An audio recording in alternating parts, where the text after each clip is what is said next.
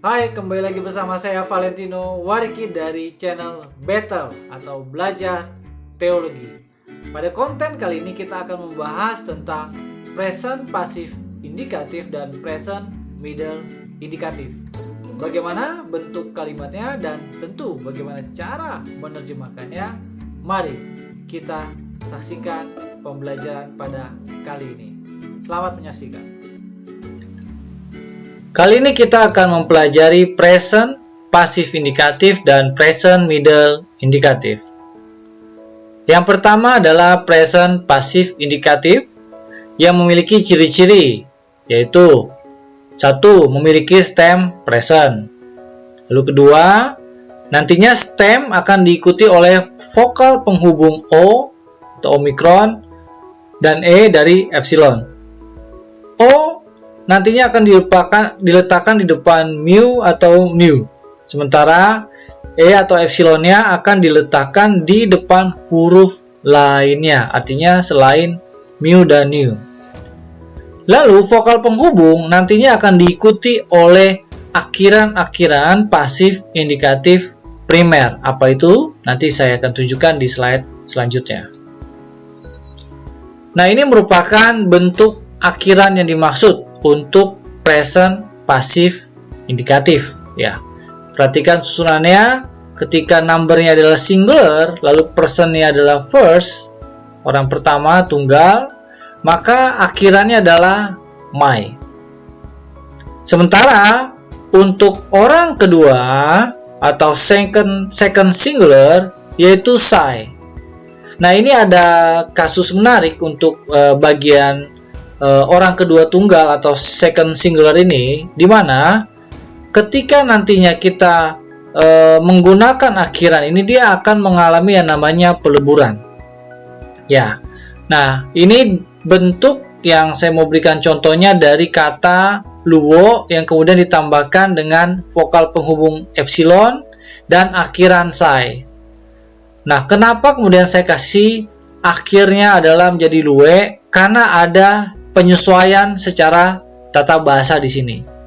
Apa itu yang dimaksud? Yang pertama adalah sigmanya akan hilang. Ya.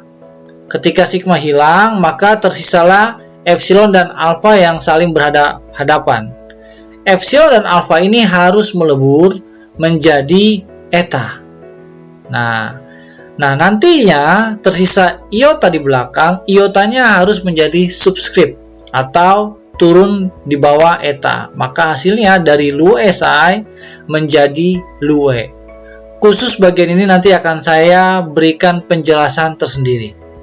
Tapi kita untuk sementara menerima terlebih dahulu ya rumusan atau bentuk pola akhiran dari present passive indikatifnya.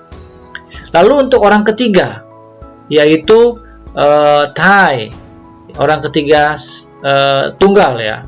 Sementara untuk orang pertama, jamak atau first plural adalah meta, bentuk akhirannya. Lalu orang kedua, jamak atau second plural adalah stay. Dan yang terakhir, orang ketiga, jamak atau third plural adalah entai.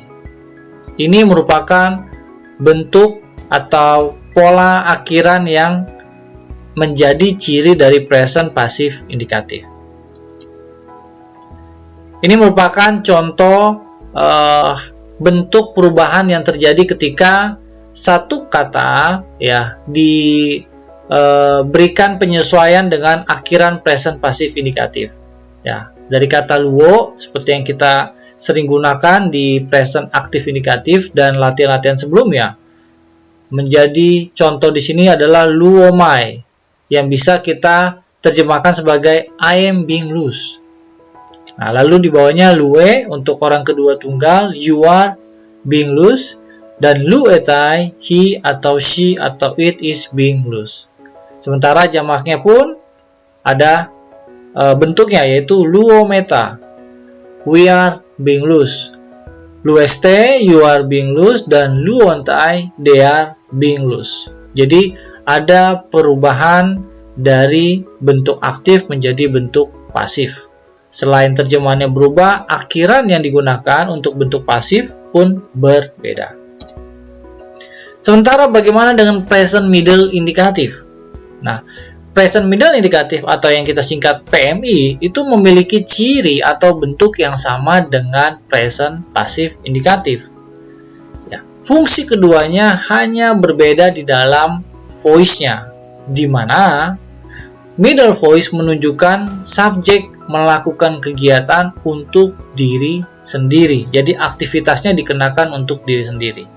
Nah, present middle indikatif ini ya di dalam penerjemahannya sama atau sama dengan bentuk aktifnya yang kita tahu dari present active indikatif ya. Namun ada penambahan karena dia voice-nya middle untuk diri sendiri, maka ada penambahan oneself. Tentu nanti oneself-nya ini akan menyesuaikan dengan bentuk orang pertama, kedua, ketiga, dan jamak atau tunggal. Nah, ini merupakan bentuknya. Perhatikan pola atau bentuk akhiran yang digunakan sama dengan present passive indikatif. Ya, tetapi terjemahannya berbeda. Di sini lu omai menjadi I am losing myself, lu we menjadi you are losing yourself, lalu lu wetai he atau she atau it is losing. Ya, nanti kita harus sesuaikan dengan himself, herself atau itself untuk subjeknya. Berarti kalau misalkan dia he, maka he is losing himself, she is losing herself, dan it is losing itself. Lalu bentuk jamaknya untuk orang pertama luo meta, we are losing ourselves.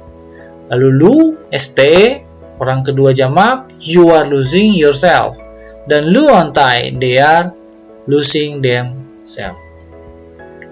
Bagaimana kita membedakan? Nah, jadi baik present middle maupun present passive ya dapat dibedakan berdasarkan konteks kalimatnya. Ya. Lalu yang berikutnya bisa juga kita lihat dari penggunaan preposisi atau kata depan ya. Terutama beberapa preposisi yang sangat menonjol yaitu upo, dia, dan en. Biasanya ketika ada penambahan preposisi di dalam kalimat tersebut dengan upo, dia, atau en, maka tense-nya pun akan mengikuti menjadi present passive indikatif ya. Nah, present middle indikatif itu lebih menekankan subjek ya, artinya subjek dari verba, sementara present passive adalah penekanannya lebih kepada aksi atau tindakan yang ditunjukkan dari verb atau verba atau kata kerjanya. Nah, kita kembali ke pengertian yang di atas ya.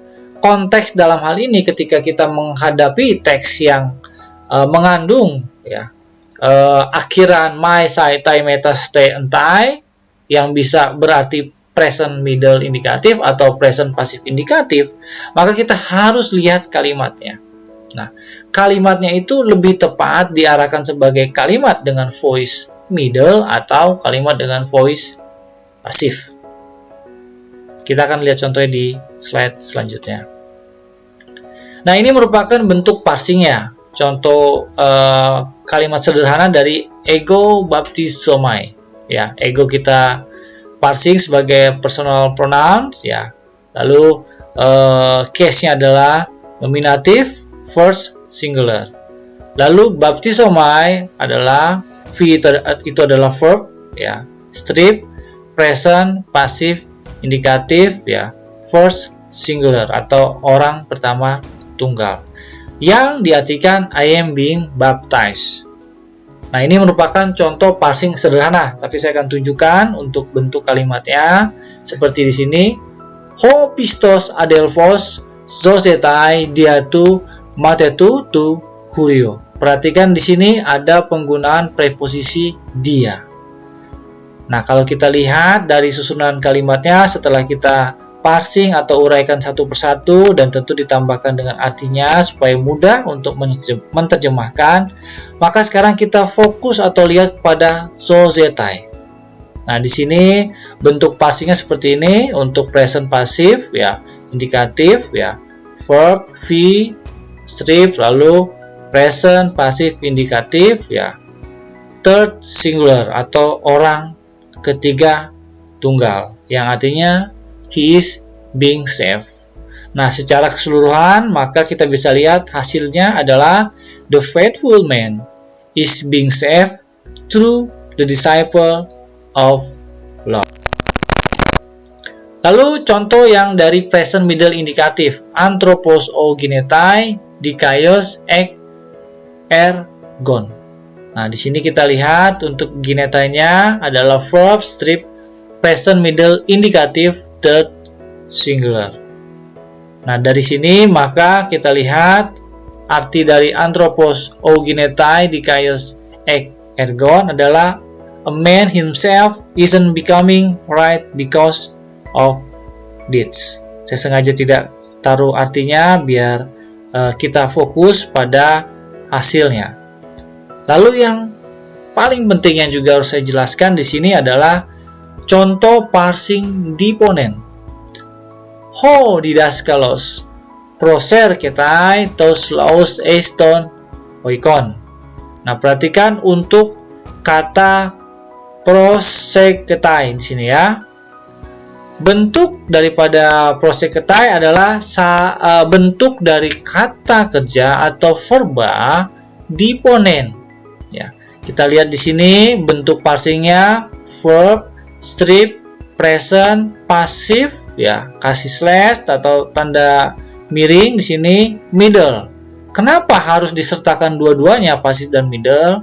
Karena memang deponent tidak secara spesifik mengarah pada salah satunya. Jadi kita harus menuliskan keduanya. Terakhir indikatif.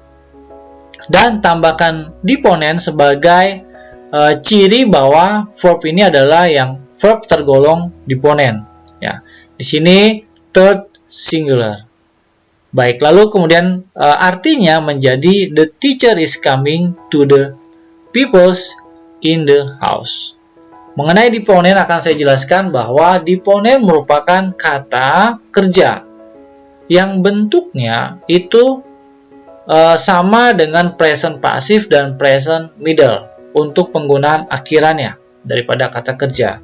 Tetapi ketika di dalam penerjemahan, ya, dia harus diterjemahkan secara aktif. Itulah sebabnya kenapa di parsing dia ditulis P atau P garis miring M untuk menandakan bahwa dia tidak masuk dalam kategori pasif ataupun middle secara spesifik, ya, tetapi penggunaan akhiran yang menggunakan akhiran pasif atau middle, walaupun dalam terjemahannya diartikan secara aktif.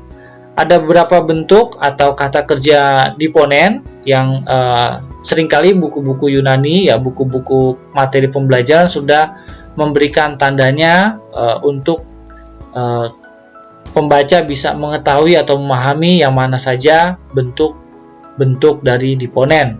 Contoh di sini ada beberapa seperti ginomai. Nah, biasa dikasih tanda dalam kurung, ya, D sebagai deponent tutup kurung artinya I become, dekomai artinya I receive, erkomai artinya I come atau bisa I go, dan selanjutnya. Jadi ini merupakan bentuk-bentuk dari verba deponent. Ya, demikian penjelasan saya tentang present pasif indikatif dan present middle indikatif. Demikian konten kita kali ini tentang present pasif indikatif dan present middle indikatif. Nantikan konten-konten pembelajaran berikut dan tetap dukung channel Battle atau Belajar Teologi. Sampai jumpa.